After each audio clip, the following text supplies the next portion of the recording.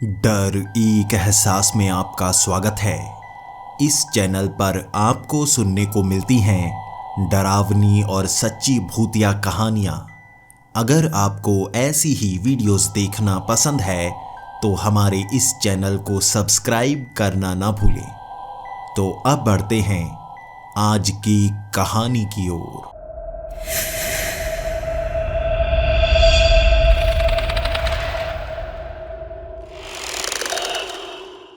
Hello दोस्तों, मेरा नाम कौस्त्रिया है और मैं रशिया का रहने वाला हूँ। अब मैं क्या कर रहा हूँ, कहाँ रह रहा हूँ और मेरी ज़िंदगी में क्या क्या हुआ वो मायने नहीं रखता।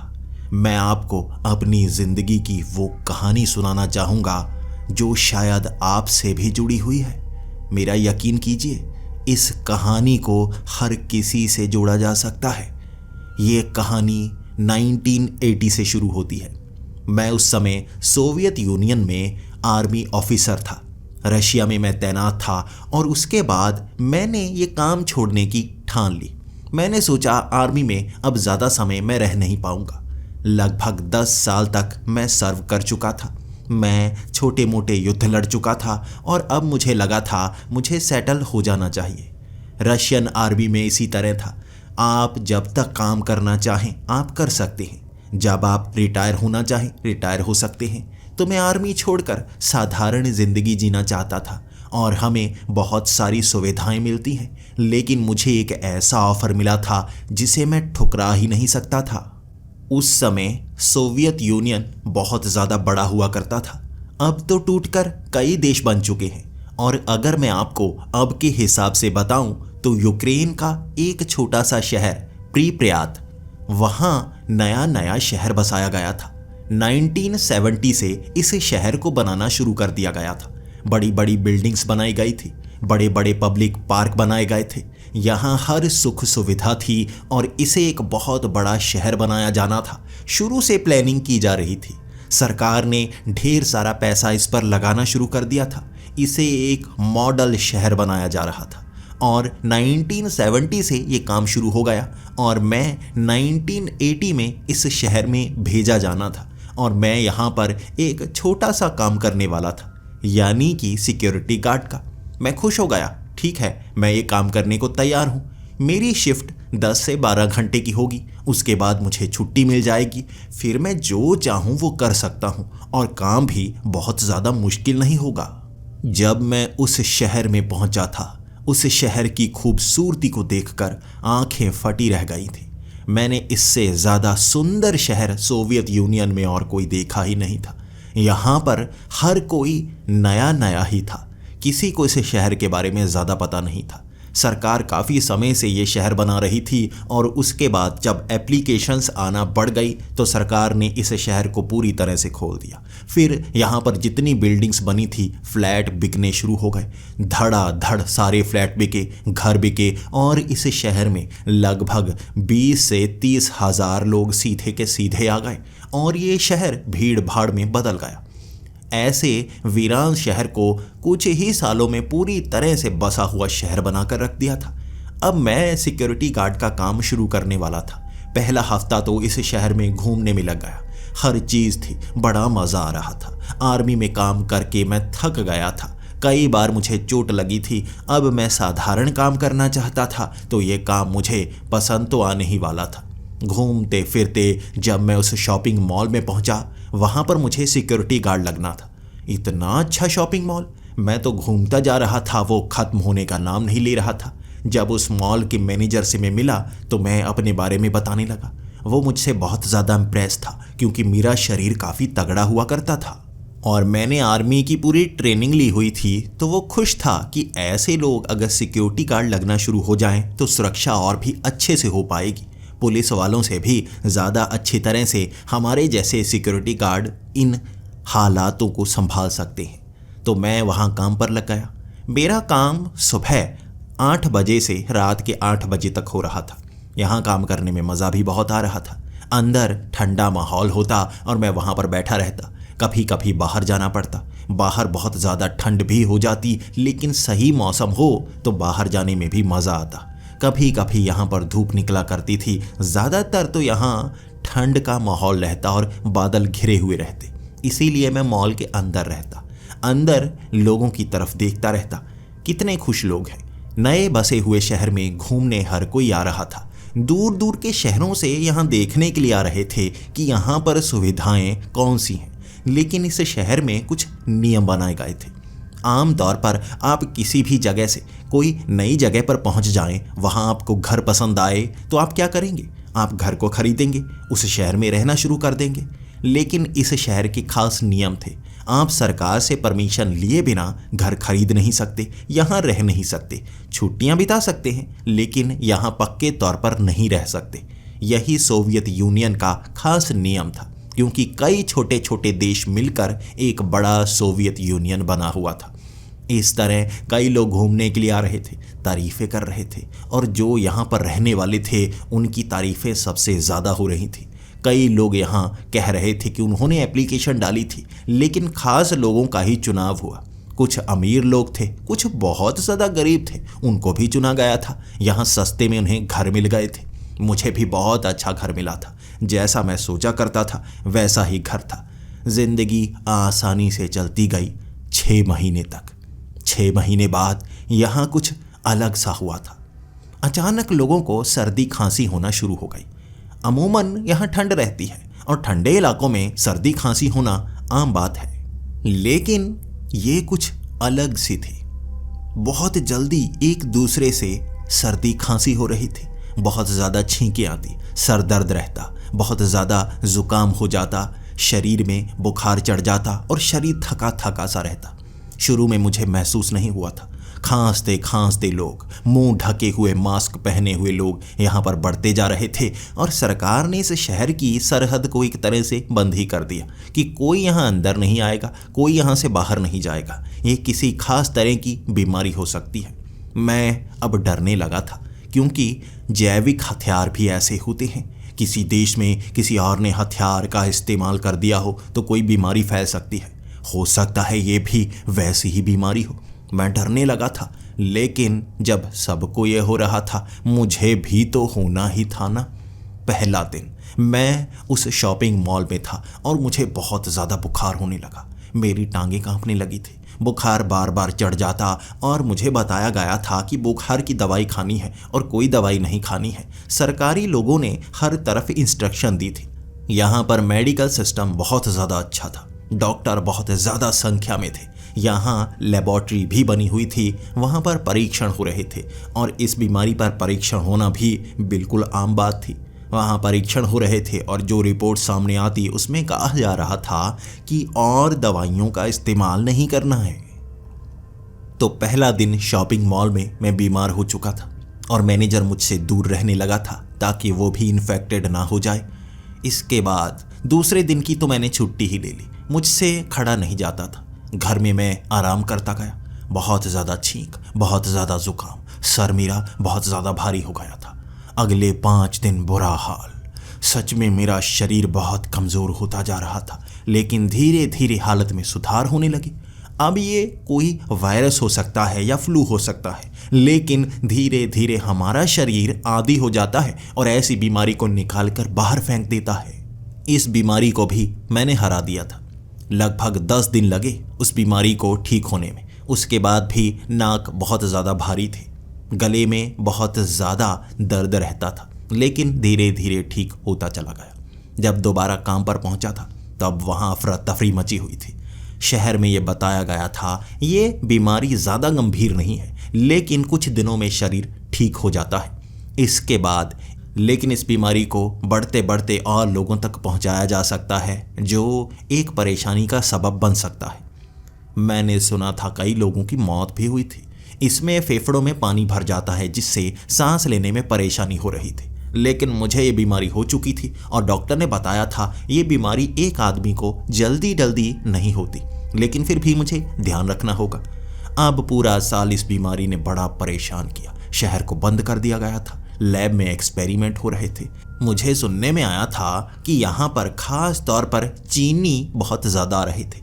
चाइना से कोई ऐसे वायरस पर एक्सपेरिमेंट करने के लिए लोगों की संख्या यहाँ पर बढ़ती जा रही थी। मुझे नहीं पता था आखिर चीन से यहाँ पर ऐसे वैज्ञानिकों को क्यों बुलाया जा रहा है। सोवियत यूनियन की टेक्नोलॉजी सबसे आगे है और चाइनीज़ हमसे काफ़ी ज़्यादा पीछे हैं, लेकिन हमने कई ऐसी ही प्रयोगशालाएं चीन में बना रखी थी, उनके साथ मिलकर काम कर रहे थे। अब इस वायरस पर काम करने के लिए वहाँ से लोगों को बुलाया जा रहा था और कोई भी बाहर से शहर के अंदर आ नहीं पा रहा था, सिर्फ सरकारी अधिकारी आ पा रहे थे। उस प्रयोगशाला में खास तौर पर टेस्टिंग चलने लगी थी। इस वायरस पर कई सारे एक्सपेरिमेंट हो रहे थे। आखिर कैसे नज़ला जुकाम लोगों को इतना ज़्यादा परेशान कर सकता है, ये कैसा वायरस है। धीरे धीरे लोग ठीक होते जा रहे थे और लोगों ने मास्क पहनना भी बंद कर दिया था। 1982 तक मास्क पूरी तरह से उतर चुके थे। लोगों को ये बीमारी होती थी, उन्हें महसूस ही नहीं होता कि कोई भयानक बीमारी है। अब एंटीबॉडीज़ शरीर में बनने लगी थी। जब कोई बीमारी हमें घेर लेती है, धीरे धीरे हमारा शरीर आदी हो जाता है। दोबारा अगर वो बीमारी शरीर में आए, शरीर पहले ही तैयार होता है। अब लोग इसे साधारण नज़ला जुकाम ही मानने लगे थे।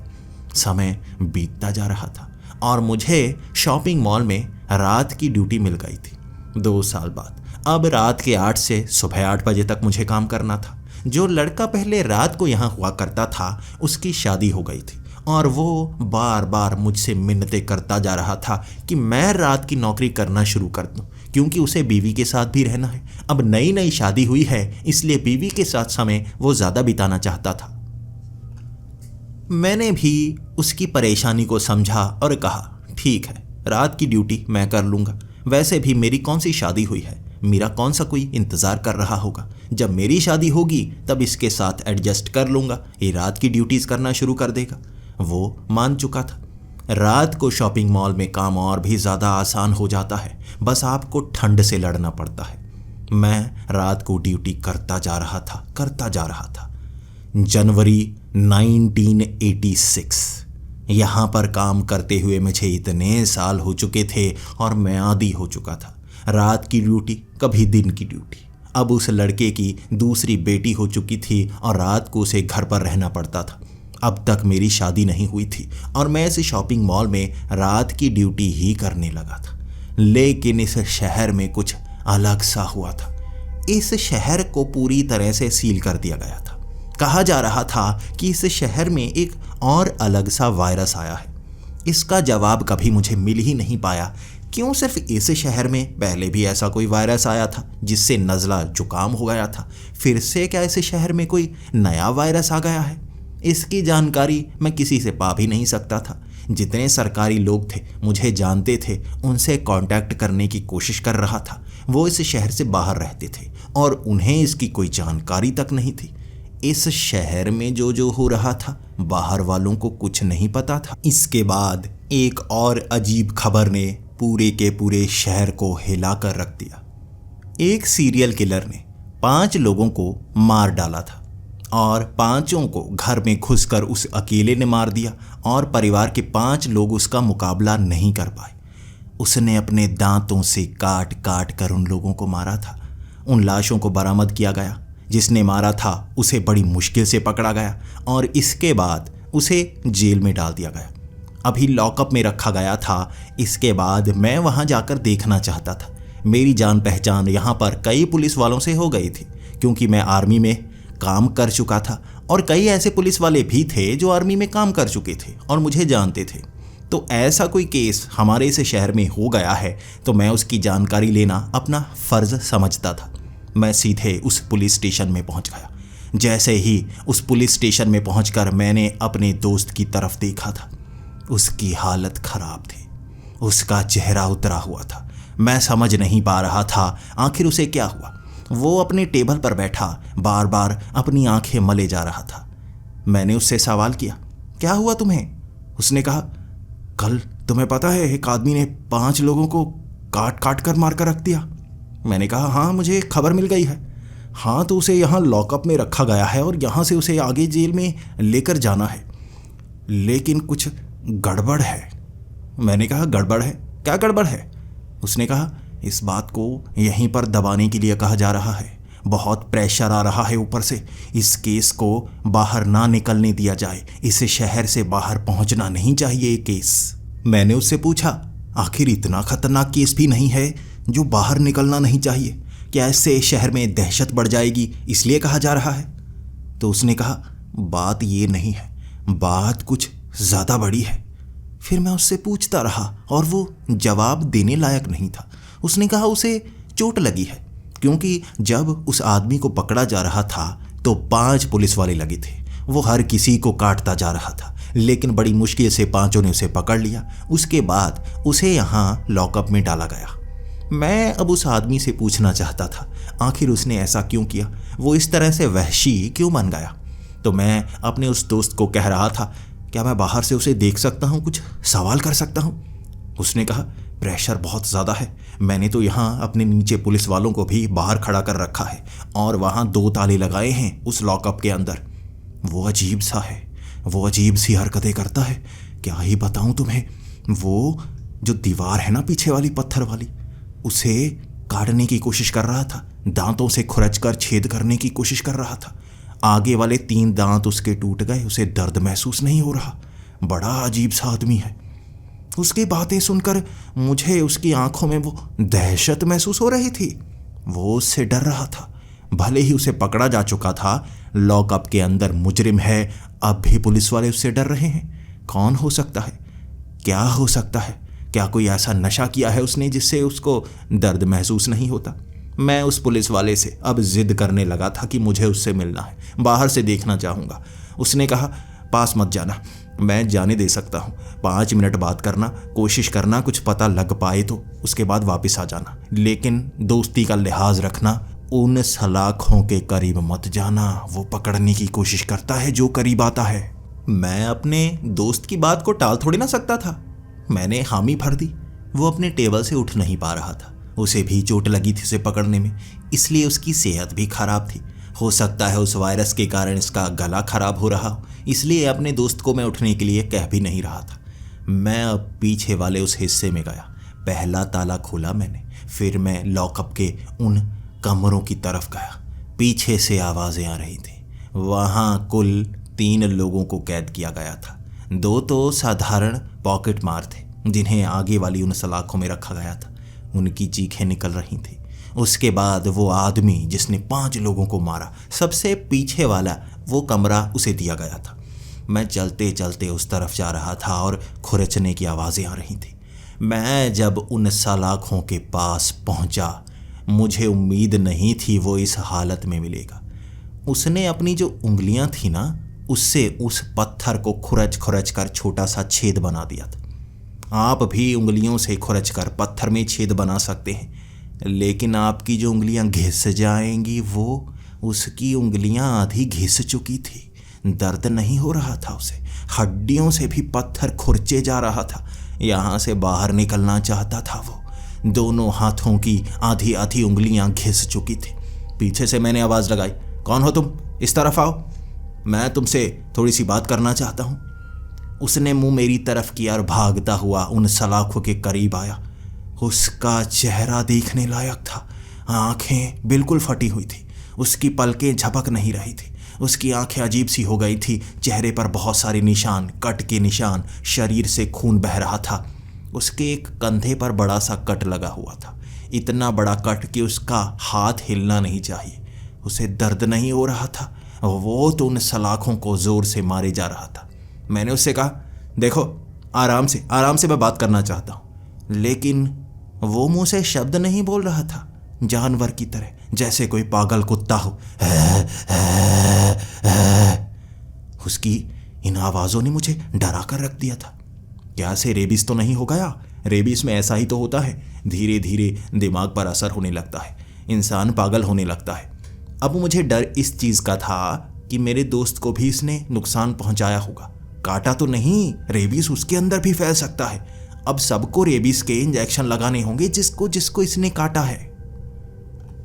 फिर मैं बाहर गया, अपने दोस्त को कहने लगा, देखो मुझे थोड़ा सा पानी चाहिए, मैं कंफर्म करना चाहता हूँ कि उसे रेबीज हुआ है। वो पानी से डर रहा होगा। वो काफ़ी ज़्यादा थक गया था। मेरा दोस्त टेबल पर सर रखकर अजीब अजीब सी हरकतें करने लगा था। उसकी आंखें ऊपर की तरफ चढ़ने लगी थी और मुझे लगा इसमें भी वो रेबीज का वायरस ना पहुंच गया हो। जल्दी से मैं बाथरूम की तरफ गया। एक गिलास पानी का भरा मैंने। उसके बाद मैं पीछे की तरफ भागा। अब जैसे ही मैं उस मुलजिम के पास पहुंचा, उसके चेहरे पर पानी मारा। वो डरा नहीं, वो पानी को जीभ से चाटने लगा जो उसके मुंह पर फेंका गया था। अजीब अजीब सी हरकतें, ऐसा कभी नहीं देखा मैंने। मैं जंग में रह चुका हूँ। जब इंसान मरने वाला होता है, मौत से पहले अजीब अजीब हरकतें करता है, लेकिन जानवरों की तरह वो मरते वक्त भी नहीं होता। हम इंसान हैं, भले ही हमारा दिमाग जितना भी तेज़ हो जाए, हम इंसानी हरकतें करेंगे, जानवरों जैसी नहीं। ये जानवरों जैसी हरकतें कर रहा था। ये कोई और भयानक वायरस तो नहीं, जैसे पहले नज़ला ज़ुकाम वाला वो भयानक सा वायरस यहाँ फैल गया। अब कहीं ये वाला कोई भयानक वायरस तो नहीं फैल गया जो इस तरह से इसे पागल बना गया। मैं अब उस लॉकअप से बाहर आ गया था, ताला लगाकर, लेकिन पीछे से वो दो मुलजिम थे ना, आवाज़ें लगा रहे थे कि मुझे बाहर निकाल दो, हमें बाहर निकाल दो, ये पागल है, ये कुछ भी कर सकता है, इसकी आंखें देखो, ये कैसे पागलों की तरह देखता है, इसने सलाखें तोड़ दी ना तो हमें मार के निकलेगा। मैं खुद डरा हुआ था। जब मैं बाहर आया, मैंने अपने दोस्त को तड़पते हुए देखा, उससे सांस नहीं ली जा रही थी। इसके बाद मैं तो फ़ोन करके बाकी पुलिस वालों को कहने लगा था, जल्दी अंदर आओ, इसे अस्पताल लेकर जाओ, जल्दी, इसकी सेहत ज़्यादा ख़राब है। अब वो पुलिस वाले मेरे उस दोस्त को अस्पताल की तरफ ले गए थे। अब मैं इस केस में खुद को डालना चाहता था। मैं चाहता था इसके बारे में सच्चाई जान पाऊँ। अगर यहाँ कोई और भयानक बीमारी फैल गई तो अब मैं इनके करीब जा चुका हूँ। भले ही मुझे चोट नहीं लगी है, लेकिन हो सकता है वायरस मेरे शरीर में भी पहुँच गया हो। वक्त शाम की 6 बजे का हो गया था। 8 बजे मुझे काम पर भी निकलना था। मैं जैसे ही घर कपड़े कुपड़े बदलने के लिए गया, वहाँ मैंने टीवी चला रखा था। अब खबरें तो सुननी ही थी ना, आखिर क्या क्या हुआ, क्योंकि प्रेस वालों को ज़्यादा बातों का पता होता है। वहाँ जो खबर चल रही थी ना, उसने मुझे हिलाकर रख दिया था। मॉर्चरी में 5 लोग पागलों की तरह हरकतें कर रहे हैं। वो कहाँ से आए हैं और लोगों को काटने की कोशिश क्यों कर रहे हैं, किसी के पास कोई जवाब नहीं था। उन्होंने 3 लोगों को मार डाला।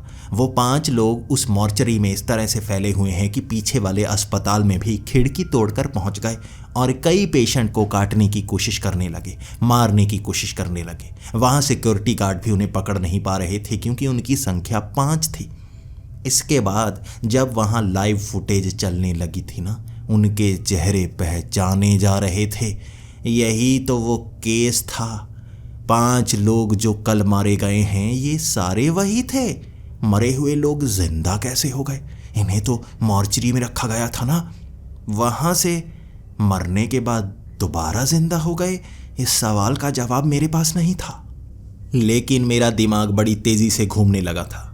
जब आप आर्मी में काम करते हैं, आपको बहुत सारी बातें बताई जाती हैं, प्लानिंग कैसे करनी है, छोटी छोटी घटनाओं को, कड़ियों को कैसे जोड़ना है, और मैं सारी कड़ियों को जोड़कर इस निष्कर्ष पर पहुंचा था, कुछ तो ऐसा है जो फैल रहा है, कुछ तो ऐसा है जो बीमारी बनकर इस तरह हमें मरने की कगार पर पहुंचा देता है। अब उस पागल ने इन 5 को काटा था, काट काट कर मार डाला था। अब मरने के बाद ये 5 जिंदा कैसे हो गए? क्या उस पागल के साथ इसका कोई रिश्ता है? अब मैं सीधा अपने उस दोस्त के पास पहुंचना चाहता था जिसे अस्पताल ले जाया जा चुका था। 8 बजे मैं काम पर नहीं पहुंचा। मैंने उस लड़के को कह दिया, बहुत ज़्यादा इमरजेंसी है, प्लीज़ थोड़ा संभाल लो, जितने बजे मैं आ पाता हूँ वहाँ पर पहुँचने की कोशिश ज़रूर करूँगा। मैं सीधा अस्पताल की तरफ निकल पड़ा था।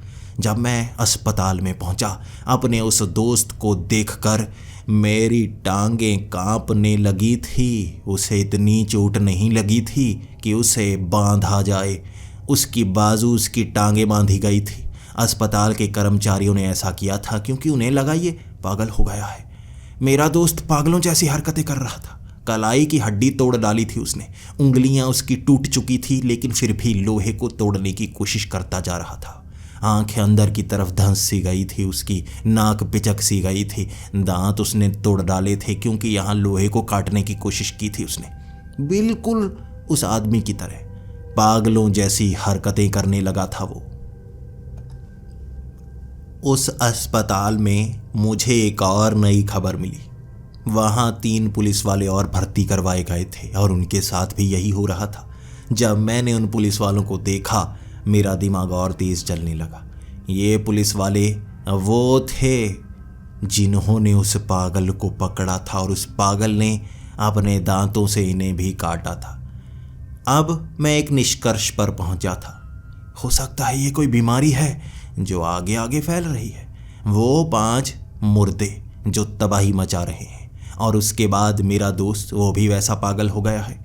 अब ये पुलिस वाले भी वैसी हरकतें कर रहे हैं और उन्होंने वहाँ से भागने की कोशिश की लेकिन कई लोगों को काटा और वो लोग भी अब बीमार पड़ते जा रहे हैं। इनके काटने के बाद ये बीमारी फैलती चली जाती है।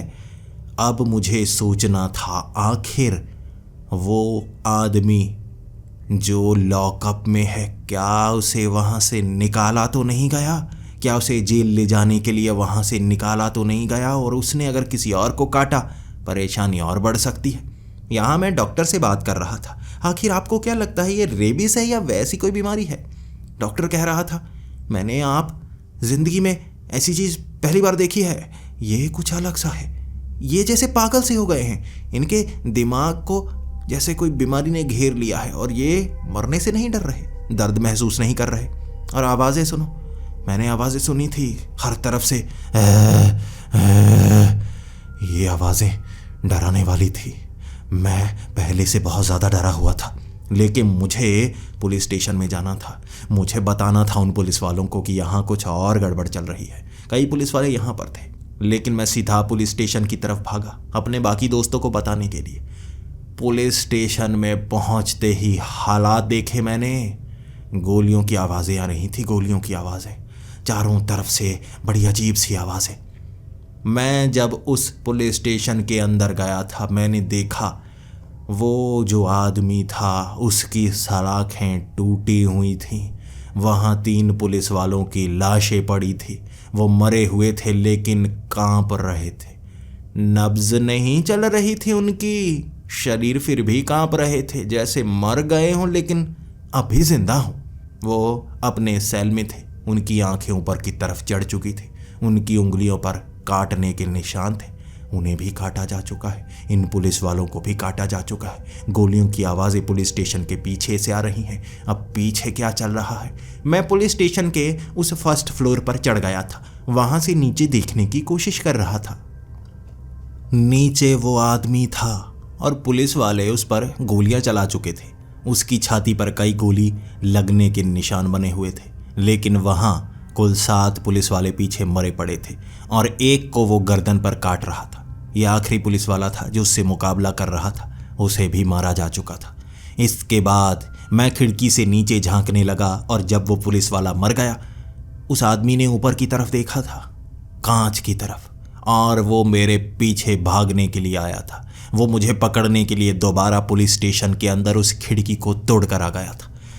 जब ये पुलिस वाले इसका मुकाबला नहीं कर पा रहे हैं हथियारों के साथ, मैं कैसे मुकाबला कर पाऊंगा? वो भूखा सा था, वो ऐसा था जैसे लोगों पर हमला करने को तैयार बैठा हो। और तभी मुझे एक फ़ोन आया उस अस्पताल के डॉक्टर का, जिसको मैंने अपना नंबर इसलिए दिया था ताकि वो हाल चाल बताता रहे मेरे दोस्त का।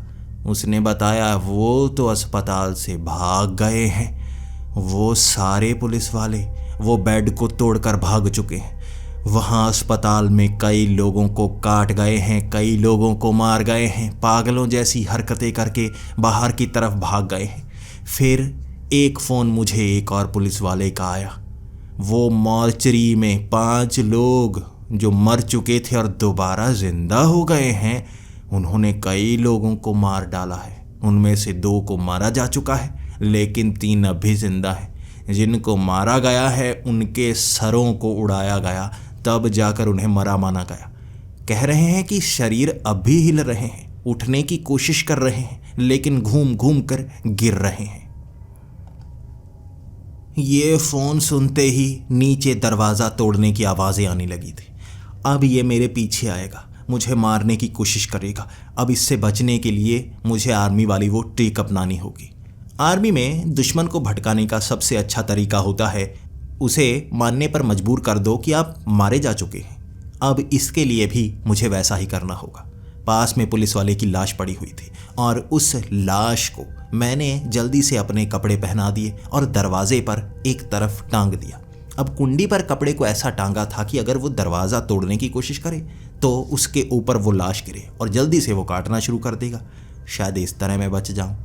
इस तरह मैंने दरवाजे पर वो लाश टांगी और मैंने अब वहाँ एक बनियान और एक निक्कर पहन रखी थी। इसी के सहारे पीछे वाली पाइप से उतरकर मैं वहाँ से भागा। अंदर से आवाज़ें आई थी काटने की। शायद वो मुझे मरा हुआ मानकर वहाँ अंदर मुझे छोड़ दे, लेकिन वो खिड़की पर खड़ा हो गया था, भागता हुआ मुझे देख रहा था। और तब मैंने देखा, पहली मंजिल पर था मैं। अगर कोई वहाँ से नीचे उतरेगा तो पाइप के सहारे उतरेगा, सीढ़ियों से उतरेगा। कांच तोड़कर सीधा ऊपर से नीचे छलांग नहीं लगाएगा और आपका सर भी ज़मीन पर टकराए आपको दर्द होना चाहिए। कैसे आप टूटी हुई टांग लेकर एक झटके में उठ सकते हैं? वो आदमी ऐसे उठा था, मैं थर थर काँप रहा था और वहाँ कई लोग मुझे देखकर डरे हुए थे। हर तरफ भागम भाग मची हुई थी और वो आदमी मुझे पकड़ना तो चाहता था, लेकिन जब कई और लोग दिखे वो और लोगों को काटने पर लग गया। अब मुझे लग रहा था मुझे यहाँ से बचकर भागना चाहिए, मौका यही है। मैं अपने घर की तरफ भागा। जल्दी से मैं अपने घर पहुँच गया था और घर पहुँचकर मैंने जल्दी से अपने कमरे की वो चिटिकनी लगाई। फिर मैंने पानी पिया। सांस मुझे बहुत चढ़ी हुई थी और मुझे लगा सच में कोई ऐसी बीमारी आ गई है जिसने लोगों को ज़ॉम्बीज़ बनाना शुरू कर दिया है और ये ज़ॉम्बीज़ बनकर अब लोगों को काटना शुरू हो गए हैं। मैं काफ़ी ज़्यादा डरने लगा था। मैं बहुत ज़्यादा डरा हुआ कुछ सोच भी नहीं पा रहा था। क्या करूं मैं? वो रात मैंने अपने घर में बिताई थी। रात को मैं न्यूज़ देखता रहा था और एक न्यूज़ ने मेरा ध्यान अपनी ओर आकर्षित किया था। जो सबसे पहले आदमी था जिसने 5 लोगों को मारा था, रिपोर्टर बता रहा था वो पास की ही लेबॉर्ट्री में काम कर रहा था। वहाँ पर जो नज़ला ज़ुकाम का वायरस था ना, उस पर काम चल रहा था। लेकिन अचानक ही उसकी सेहत काफ़ी ज़्यादा ख़राब हुई। वो सरकारी अस्पताल में भर्ती हुआ था। उसे वहाँ भर्ती करवाने के लिए कई लोग आए थे और जो भी लोग उसे भर्ती करवाने आए थे उन्होंने अजीब से मास्क पहन रखे थे, मुंह ढके हुए थे। ऐसा लग रहा था जैसे वो किसी खादान से निकले हों। बड़े से चेम्बर वाले मास्क पहन रखे थे उन्होंने उसे अस्पताल में भर्ती करवाया था और उसके बाद वहाँ से चले गए थे। किसी ने नाम नहीं बताया और डॉक्टर को 1 लाख रुपए दिए गए थे ताकि उसका इलाज करवाया जाए। वो डॉक्टर उसका इलाज करने की कोशिश कर रहा था, लेकिन वो तड़पता गया और उस अस्पताल से भाग निकला। भागने से पहले उसने 2 नर्स को हाथों पर काटा था और उसके बाद जाकर एक घर में 5 लोगों को मारा था। वो नर्स भी अब उस अस्पताल में नहीं थे और बाद की खबरों में मुझे जो जो पता चलता गया मेरे पैरों तले ज़मीन खिसकती गई। वहाँ पर कई और लोग ऐसे पागल हो गए थे। अब कई घरों में ऐसे लोग थे जो पागल थे, लोगों को काटने की कोशिश कर रहे थे। उन लोगों ने जितने आगे लोगों को काटा था वो भी जैसे उनके जैसे बन चुके थे। अब इनकी एक भीड़ जैसी थी जो लोगों को काट रही थी, लोगों को मार रही थी। मरे हुए लोग बाद में उठकर इनके जैसे बन जाते। एक हेलीकॉप्टर की फुटेज में नीचे मैंने एक आदमी को देखा। उस आदमी का चेहरा मैं पहचान चुका था। ये वो मुल्जिम था जिसे लॉकअप में डाला गया था। वो आदमी जो किसी के साथ था, कह रहे थे कि उस अजीब से आदमी से हमें दूर करो। बाद में उस ज़ॉम्बी जैसे ने उन्हें काट कर मारा था। यानी कि ये भी ज़ॉम्बी जैसे कुछ बन गए। अब यहाँ पर ये बीमारी काटने पर बढ़ रही थी और मैं था जिसे अब तक उन्होंने काटा नहीं था। मतलब कि ये सांस से नहीं फैलती, काटने से फैलती है और जितने लोगों को ये काटते जाएंगे वो मरते जाएंगे और इनके जैसे बनते जाएंगे। मैं कई नॉवेल्स पढ़ चुका था जिसमें ज़ॉम्बीज़ के बारे में कल्पना बताई गई है। एक ऐसी कल्पना कि बीमारी लोगों को मरा हुआ बना देगी, बाद में उनका दिमाग काम नहीं करेगा और वो बाकी लोगों को मारते जाएंगे। इसे ज़ॉम्बी अपोकलिप्स कहा जाता है। पूरी दुनिया पर ऐसे ज़ॉम्बी फैल जाएंगे। ये तो सच में वैसी बीमारी थी और मुझे बहुत डर लगता था ऐसी नॉवल पढ़ने में। ये तो सच हो रहा था। अब पूरा प्रीप्रयात चारों तरफ से सील था। वैसे भी कोई यहाँ से बाहर जा नहीं सकता था। ये बीमारी वैसे भी यहाँ से बाहर फैल नहीं सकती थी। और मैं जल्दी से घर से बाहर निकला था। पास के ग्रोसरी स्टोर से मैंने भर भर कर सामान लिया था, ऐसा सामान जिससे मैं घर में छिप कर रह पाऊँ। सरकार कुछ ना कुछ तो करेगी ना। बाहर निकलते हुए लोगों पर ऐसे ज़ॉम्बी अटैक कर रहे हैं, उन्हें मारने की कोशिश कर रहे हैं। सरकार कुछ ना कुछ तो करेगी हमें बचाने के लिए, इस बीमारी का एंटीडोट बनाएगी। अब जितने लोगों को बीमारी लग चुकी है उन्हें एंटीडोट दिया जाएगा, तब जाकर वो ठीक होंगे। जो मरे हुए जिंदा हो चुके हैं उनका क्या होगा मैं नहीं जानता, लेकिन मुझे खुद को बचाना था। मैंने बड़ी बड़ी रेलिंग ले ली थी, खिड़कियों पर रेलिंग लगाई। घर में खाने पीने का महीने का सामान ले आया था मैं। इसके बाद खुद को अपने घर में बंद कर लिया। वो मेरा साथी जिसने मुझे कई बार फ़ोन किए थे कि आप ड्यूटी पर आ रहे हैं या नहीं, जब अगली सुबह उसने फ़ोन किया था रोता हुआ कह रहा था उसकी बीवी को एक पागल काट काट कर खा गया, उसकी बेटी को कोई काट काट कर खा गया उसकी आंखों के सामने। वो बस उनका मुकाबला करने की कोशिश तो कर रहा था, उसे भी कई बार काटा गया। और वो कह रहा था कि मेरी सेहत काफ़ी ख़राब है, रो रो कर बता रहा था। उसके बाद उसका फ़ोन नहीं आया। मैं जानता था उसके साथ क्या हुआ होगा, लेकिन मैं किसी की मदद नहीं कर सकता, मुझे खुद की मदद करनी होगी। यहाँ ये ऐसी बीमारी है जिसमें खुद की ही मदद की जा सकती है, किसी और की नहीं।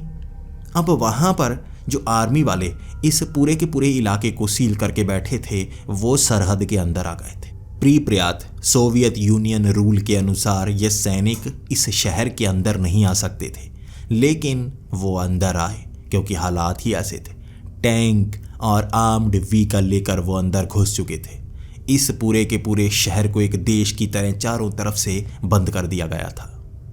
न्यूज़ चैनल तो 3 दिन बाद ही चलने बंद हो गए थे। कोई खबर नहीं आ रही थी, कोई न्यूज़ चैनल नहीं चल रहा था। नेटवर्क भी ब्लॉक कर दिया गया था ताकि यहाँ शहर की खबर बाहर ना निकल पाए। सरहद सील थी, कोई यहाँ से बाहर तो जा नहीं सकता था। आर्मी वाले लोगों को मार रहे होंगे। चारों तरफ चीखने की आवाज़ें आती, गोली चलने की आवाज़ें आती, और कुछ दिनों बाद ये आवाज़ें बंद, सन्नाटा। और बीच बीच में आती वो आवाज़ें जैसे बाहर भीड़ एक ही शब्द बोल रही हो। ये आवाज़ें गूंजती घर के पास से। चलते हुए वो लोग अब तक जिंदा थे। वो ज़ॉम्बीज़ घरों के बाहर घूमा करते। मैं घर के अंदर छिपकर खाना खाता, बिना आवाज़ के, खिड़कियों से झांकता बाहर क्या चल रहा है। कभी कभी छत पर चढ़ जाता और लेट जाता। मेरे पास 2 गन्स थे, लेकिन मैं किसी पर गोली नहीं चला सकता था। जब आप किसी पर गोली चलाएंगे तो धमाके की आवाज़ आएगी, और ये जो ज़ॉम्बीज़ थे ना, धमाके की आवाज़ सुनकर इनके जैसे कान खड़े हो जाते और वे भीड़ बनाकर उस तरफ भागते। ऐसे तो ये आराम से मेरे घर को तोड़ देंगे। लकड़ी के घर ये अपनी उंगलियों से खुरच देंगे। यकीन कीजिए ये बहुत अजीब हैं जिन्हें दर्द नहीं होता। समय बड़ी तेज़ी से बीता था। 10 से 12 दिन हो चुके थे और खाना खत्म होने की कगार पर पहुंच चुका था। मैं डरने लगा था, बिना खाना खाए मैं जी नहीं सकता, और बाहर इनकी संख्या बढ़ रही है। लेकिन अब ये जैसे नए इलाकों की तरफ भागने की कोशिश कर रहे होंगे।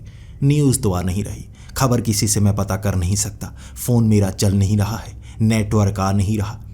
कभी ना कभी घर से बाहर निकलना होगा।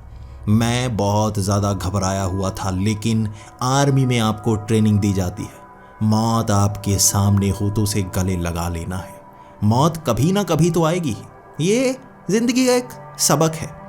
दुनिया में कोई ऐसा इंसान नहीं है जो कभी मरेगा नहीं, हर एक मरेगा। आप भी मरेंगे, मैं भी मरूंगा, इसलिए उसे पहले कबूल कर लेने में कोई हर्ज नहीं होना चाहिए। अगर आपको पता है आपकी मंजिल यही है तो आपको उसे कबूल कर लेना चाहिए, और हमें यही सिखाया जाता है। अब मौत कभी ना कभी तो आनी है, क्यों डर डर कर जीना। कोशिश करने में शायद उम्र को लंबा किया जा सके, और अगर मौत भी जज्बातों के साथ गर्व से मिले तो हिम्मत बढ़ जाती है। मैंने खाना एक कमरे में स्टोर कर लिया था। वो जो ग्रिल्स मैं लेकर आया था खिड़कियों पर बहुत ज़्यादा लगा चुका था, बड़े बड़े फट्टे लगा चुका था ताकि कोई भी घर के अंदर ना आ पाए। अब मेरी पूरी प्लानिंग थी, बाहर घूम कर आना है, पीछे ग्रॉसरी स्टोर है, वहां तक पहुंचना है, वहां से खाना लेकर आना है। अब थोड़ा आगे और पहुंचना है, वहां कुछ लोगों से बात करने की कोशिश करूंगा, अगर कोई बचा हुआ किसी न किसी बिल्डिंग को बाहर से बंद किया गया होगा ना, अंदर लोग तो होंगे। अब किसी से बात तो करनी होगी, कुछ पता तो चलेगा ना। मैं पॉश एरिया में रहता हूँ, यहाँ ज्यादातर अमीर रहते हैं। कई अमीरों पर हमला हो चुका है, लेकिन अमीरों के पास दिमाग है, पैसा है, उसका इस्तेमाल तो वो करेंगे ही। मैंने सोचा था रात के अंधेरे में निकलूंगा, बचने के मौके ज्यादा होंगे। यहाँ पर एक चीज खास थी, जितने ज्यादा ज़ॉम्बीज हैं ये एक दूसरे पर हमला नहीं कर रहे। आखिर इन्हें कैसे पता कि सामने वाला इंसान है या ज़ॉम्बी है? शायद इनकी तरह मुझे चलना भी होगा। अगर कहीं मुझे लगा मैं फंस गया हूँ, कोशिश करूंगा इनके जैसे चलने की, फिर देखूंगा ये मुझ पर हमला करते हैं या नहीं। इस तरह घर के पीछे वाले दरवाजे से मैं बाहर निकला था। उस दरवाजे को इतना मोटा बना दिया था मैंने ताकि कोई अंदर घुस ना पाए। ऐसा ना हो मैं वापस आऊं और कोई ज़ॉम्बी घर के अंदर घुसा हुआ हो, इसलिए वो बड़ा सा ताला मैंने बाहर लगा दिया था। उस ताले के ऊपर भी लोहे की बड़ी बड़ी चेन्स लपेट दी थी मैंने, कोई कोशिश करके भी अंदर ना घुसे। बाहर सफाई भी कर दी थी। इसके बाद अब मैं छिपते छिपते उस अंधेरे में आगे बढ़ रहा था। मेरे पास कोई टॉर्च नहीं थी, मैं टॉर्च का इस्तेमाल करना भी नहीं चाहता था। अब रोशनी दिखी तो मुझे पकड़ने के लिए वो आएंगे। कई जगह स्ट्रीट लाइट जल रही थी, कई घरों के आगे लगी लाइट जल रही थी। इस तरह रोशनी में मैं छिपते छिपाते उस ग्रॉसरी स्टोर तक पहुंचना चाहता था। वहां से खाने पीने का सामान लेकर आना चाहता था। जितना ज़्यादा सामान ला पाया मैं उतना लेकर आऊँगा। ज़्यादा समय घर के अंदर बिताऊँगा। जितना समय बीतेगा सरकार को उतना ज़्यादा मौका मिलेगा इनसे बचने के लिए। अभी कई जगह ज़ॉम्बीज घूम रहे थे, कई छतों पर, रास्ते में कई लाशें दिख रही थी मुझे। लेकिन एक चीज़ थी, वो लाशें नहीं थीं, ये ज़ॉम्बीज। जैसे जब कुछ कर ना रहे हों लेट जाते हैं, लाश बन जाते हैं, धड़कनें बंद। लेकिन जब उन्हें छुओ वो धीरे धीरे हिलने लगते हैं, वो जागने लगते हैं, जैसे ये जिंदगी सूंघ लेते हों। वो हिल हिल कर उठने लगते हैं। मैं वहाँ से भागा था बड़ी मुश्किल से। फिर मैंने ये समझ लिया था किसी भी लाश को छूना नहीं है, किसी भी मरे हुए के पास नहीं जाना है। यहाँ जितने भी हैं सारे ज़ॉम्बीज हैं, बस ये मान लेना है। मैं ग्रॉसरी स्टोर में पहुंचा था। वो कांच की खिड़कियां थी जो टूटी हुई थी, आसपास जली हुई गाड़ियां, वहां कई चिथड़े पड़े थे, खून के छींटे पड़े हुए थे, सामान बिखरा पड़ा हुआ था। मैं बड़ी मुश्किल से उस कांच की एक तरफ से ग्रॉसरी स्टोर के अंदर घुसा था। अंदर थोड़ी थोड़ी लाइट जल रही थी, लेकिन दहशत का माहौल था। बाहर तो मैं भागकर बच जाऊंगा, अगर यहां फंसा ना फिर बच नहीं पाऊंगा। जब मैं ग्रॉसरी स्टोर में पहुंचा, सामान हल्का हल्की आवाज में मैं लिफाफों में डाल रहा था।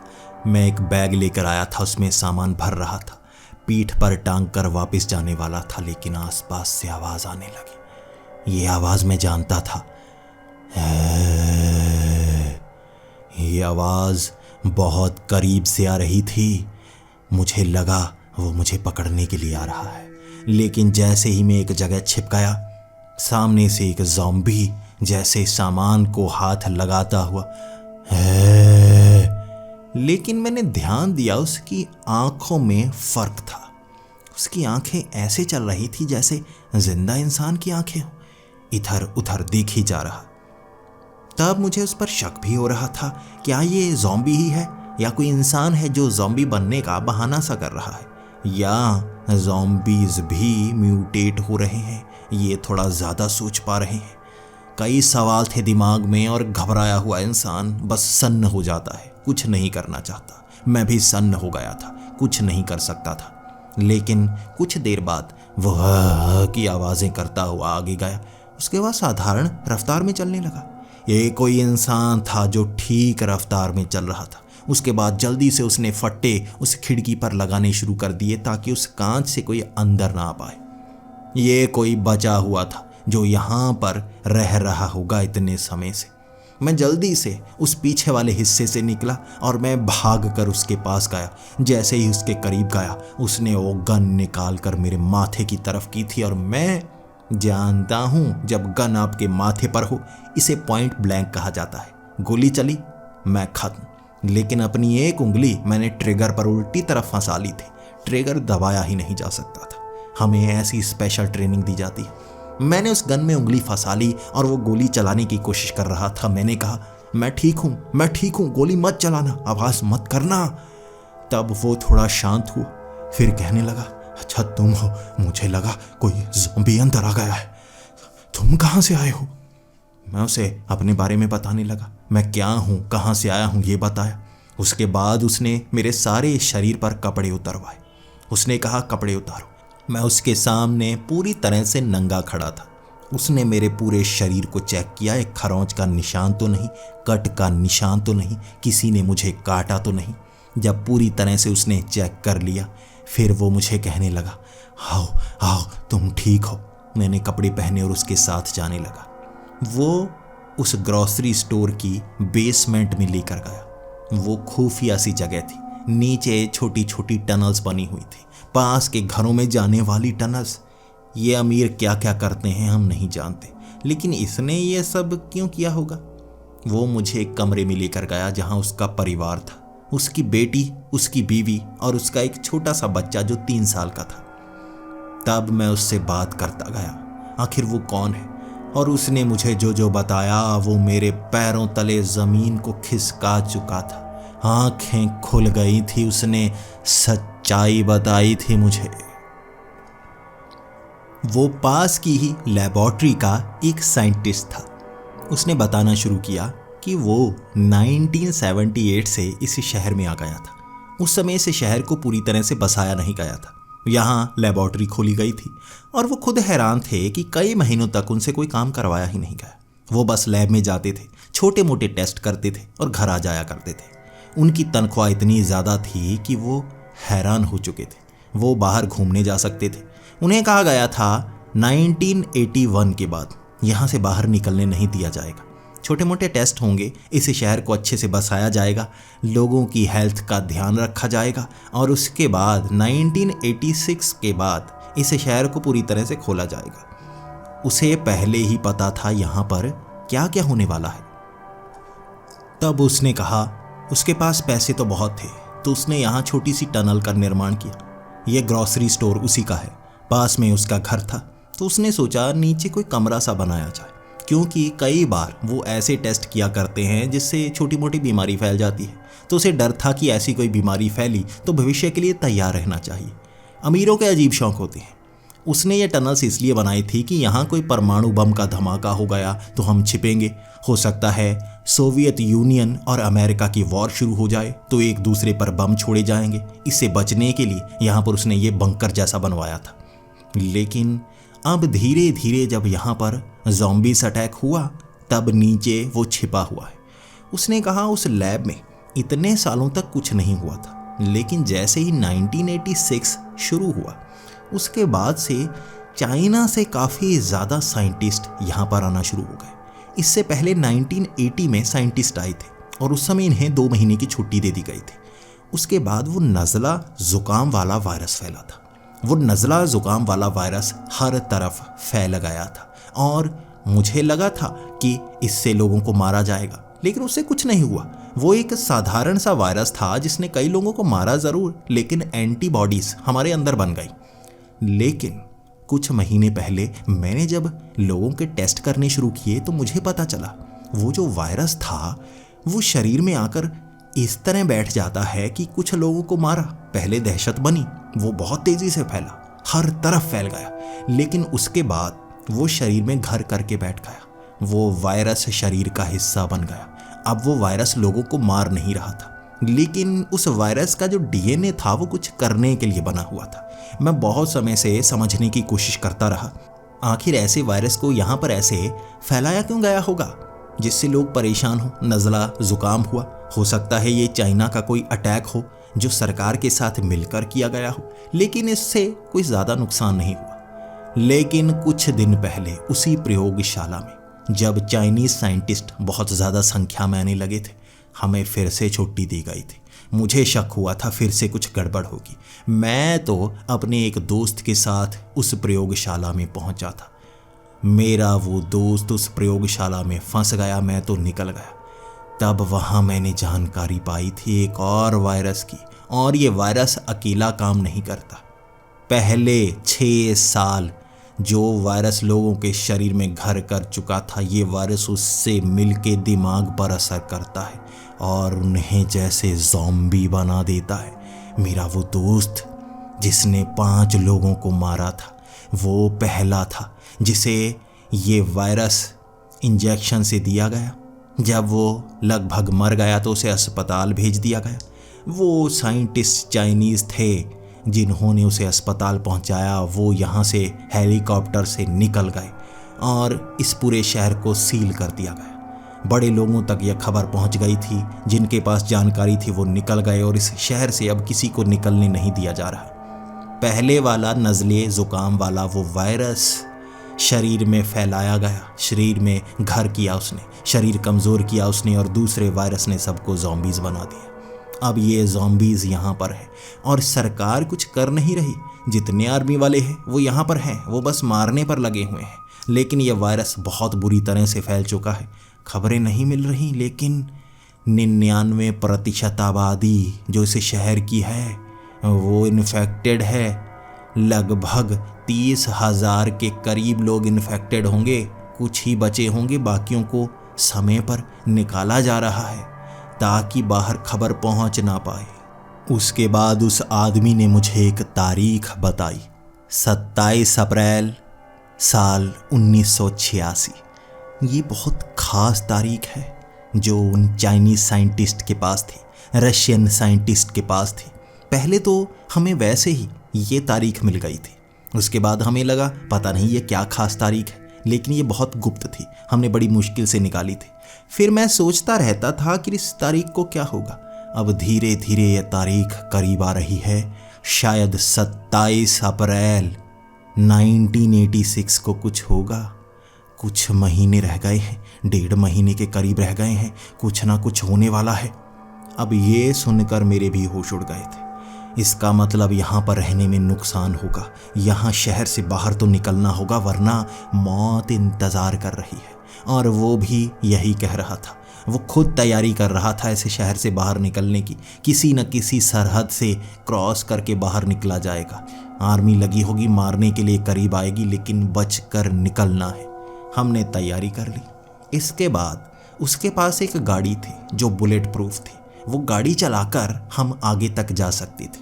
अब उस गाड़ी की एक खासियत थी, वो कैमोफ्लेज गाड़ी थी, यानी कि घास में पहुंचकर वो बिल्कुल घास जैसी लगने लगती। उसके ऊपर झाड़ियाँ लगी हुई थी। अब उस गाड़ी का इस्तेमाल करके हम रात के वक्त वहाँ से निकले थे। वहाँ उसका परिवार था, मैं था, और वो किसी और को यहाँ जानता नहीं था।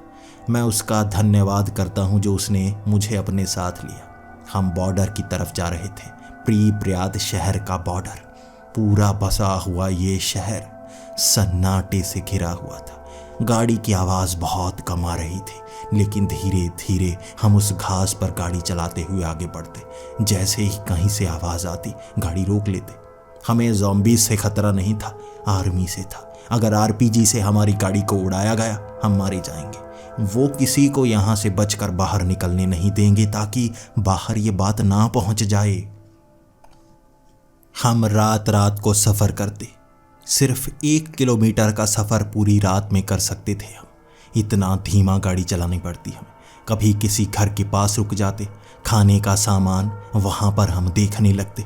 इस तरह करते करते उस प्रीप्रियाद शहर के बिल्कुल कोने तक पहुँचे थे, और वहाँ सरहद पर वो ज़ॉम्बीज़ की भीड़, उन्हें पार नहीं किया जा सकता था। वो उस शहर से बाहर निकलना चाहते थे। गोलियों से वो आर्मी वाले उन्हें भून रहे थे, उनके सरों को उड़ाया जा रहा था। वहाँ कई ऐसे लोग थे जो अभी ज़ॉम्बी नहीं बने थे। अपनी आंखों से देखा उनको गोली मारते हुए। वो किसी को जिंदा छोड़ना नहीं चाहते थे, लाशों को यहाँ पर बिछा देना चाहते थे। अब 27 अप्रैल को कुछ ना कुछ तो होगा। क्या होगा हम नहीं जानते थे, लेकिन वहाँ से बाहर निकलने का कोई रास्ता नहीं मिल रहा था। कई दिन हम यही कोशिश करते रहे कि उस बॉर्डर को क्रॉस कर पाएं, उस शहर से बाहर निकल पाएं। यहाँ से बाहर निकलना नामुमकिन के समान था। वो आर्मी वालों के जो हथियार थे, गोलियाँ थी, ख़त्म हो रही थी। वो खुद बॉर्डर क्रॉस नहीं कर पा रहे थे। अब उस बॉर्डर के दूसरी तरफ और आर्मी वाले थे। जो उन आर्मी वालों को भी बॉर्डर क्रॉस नहीं करने दे रहे थे, उन पर गोलियां चला देते अगर वो सरहद के करीब आते। ये सरकार जैसे इस चीज़ को बाहर निकलने दे ही नहीं रही थी। ज़ॉम्बीज़ शायद यहीं ने ख़त्म कर दिया जाएगा और शायद हम भी यहीं पर ना मारे जाएं। शायद 27 अप्रैल 1986 को यहाँ पर सब कुछ ख़त्म कर दिया जाएगा, लेकिन कैसे, इसका जवाब मुझे नहीं पता था। हम किसी तरह उस सरहद के कोने में पहुंचे जहां ज़ॉम्बीज़ ज़्यादा थे और आर्मी वालों को मार चुके थे। उस फेंसिंग की दूसरी तरफ से गोलियों की आवाज़ चल रही थी। हमने वहीं पर एक तरफ गाड़ी लगा दी। इसके बाद वहां नीचे से सुरंग खोदने का प्लान था। हम सुरंग खोदते दिन के वक्त, रात के वक्त गाड़ी में घुस जाते। कई दिन लगाए थे ये काम करने में और खाना खत्म होता जा रहा था। हम दिन में सिर्फ एक बार खाना खाते। इस तरह खाना ज़्यादा बच रहा था, लेकिन पानी कम पड़ रहा था। सुरंग किसी तरह दूसरी तरफ से निकाली और वहां आर्मी वाले गश्त लगा रहे थे। जब वो निकले, हम सारे उस तरफ थे। 5 लोग हम सरहद पार कर चुके थे, लेकिन रास्ता खत्म होने का नाम नहीं ले रहा। चल कर जा रहे थे। हमने 2 दिन खाना नहीं खाया। पानी भी जो गंदा मंदा मिल रहा था वो पिया। तब जाकर हम एक अलग शहर में पहुंचे। वहाँ किसी को पता तक नहीं था कि उस शहर में क्या हुआ है। उस तरफ किसी को जाने नहीं दिया जा रहा था। वो हमें इल्लीगल इमिग्रेंट्स समझ रहे थे। तब हमें अगवा कर लिया गया। वहाँ कई गैंग्स वाले थे जो इस तरह इल्लीगल इमिग्रेंट्स को अगवा कर लिया करते। मैं 7 दिन उनकी कैद में रहा था। मुझे बहुत टॉर्चर किया गया था, लेकिन वहाँ से भी बचकर निकल गए। मैं अपने उस साथी का धन्यवाद ही नहीं कर पाया, क्योंकि उसे और ले गए थे और मुझे कहीं और कैद किया गया था। बड़ी मुश्किल से बचा था मैं। इसके बाद मैं अलग अलग जगह पर भटकता रहा और 27 अप्रैल 1986 को जब वो तारीख आई थी, खबर हर तरफ फैल गई थी। प्रीप्रियात में एक परमाणु धमाका हुआ है। वहाँ एक परमाणु संयंत्र था जिससे लीकेज हुई और पूरे शहर में लोग मारे गए। क्या सच में ऐसा हुआ? ये खबर बस हर तरफ ऐसे ही फैली कि एक न्यूक्लियर पावर प्लांट में धमाका हो गया और लोगों की मौत हुई। उसके बाद से उस शहर की खबर चलती ही रही। उसे एक वीरान शहर कह दिया गया। चारों तरफ से उसे बंद कर दिया गया, क्योंकि वहाँ रेडिएशन है, लोग मारे जा सकते हैं। कोई भी वहाँ से जिंदा बचकर बाहर नहीं निकल पाया। बस हम थे और मुझे नहीं पता मेरे वो साथी बच पाए या नहीं।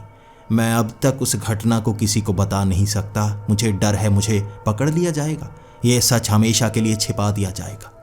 आज साल 2023 हो चुका है। मेरी उम्र काफ़ी ज़्यादा हो चुकी है। ये राज अब भी मैं दिल में समाये बैठा हूँ, लेकिन पता नहीं क्यों साल 2020 में जब वो बीमारी हर तरफ फैली, मुझे भी हुई थी 2021 में। उसके लक्षण बिल्कुल वैसे थे, बिल्कुल वैसे। 1980 में वहाँ पर भी ऐसा ही नज़ला ज़ुकाम हुआ था, बिल्कुल वैसे। मैं उतने दिन बीमार रहा था, बिल्कुल हर तरफ ऐसे ही लॉकडाउन सा लग गया था शहर में। फिर धीरे धीरे सब कुछ सामान्य सा होने लगा। किसी ने भी मास्क पहनना बंद नहीं किया था और धीरे धीरे हर कोई मास्क छोड़ गया। फिर से अब यहाँ पर वैसा हो रहा है। मैं आज भी डरता हूँ, क्या शरीर में फिर से हर तरफ वो वायरस फैलाया जा रहा है। और एक खास रिसर्च जो मैंने की, चाइनीज साइंटिस्ट जो प्रीप्रियात में बहुत ज़्यादा आया करते थे, उनकी जानकारी खुफिया तरीके से निकाल पाया मैं। वुहान की प्रयोगशाला से आया करते थे वो उस ज़माने में। नई बीमारी भी वहीं से शुरू हुई है। एक भाग ये बीमारी, दूसरा भाग वो बीमारी। जब दोनों भाग जुड़ते हैं तो बनती है एक अलग सी बीमारी जो वहाँ पर फैली थी। मैं नहीं जानता आप मुझ पर यकीन करेंगे या नहीं, लेकिन सब कुछ वैसा ही हो रहा है। अगर आपको डर लग रहा है तो एक बार इंटरनेट पर चेर्नोबिल डिजास्टर ढूंढने की कोशिश कीजिए। प्रिय शहर के बारे में जानकारी ढूंढिए। शायद आप मुझ पर यकीन करेंगे। मैं अपनी लोकेशन नहीं बता सकता। मैं ये नहीं बता सकता मैं कहाँ रहता हूँ, क्या काम करता हूँ। बस अपना नाम बता पाया हूँ। मेरा यकीन कीजिए, मैं कितना डरा हुआ हूँ। मुझे हर किसी से डर लगता है। मैं इतिहास दोबारा नहीं देखना चाहता।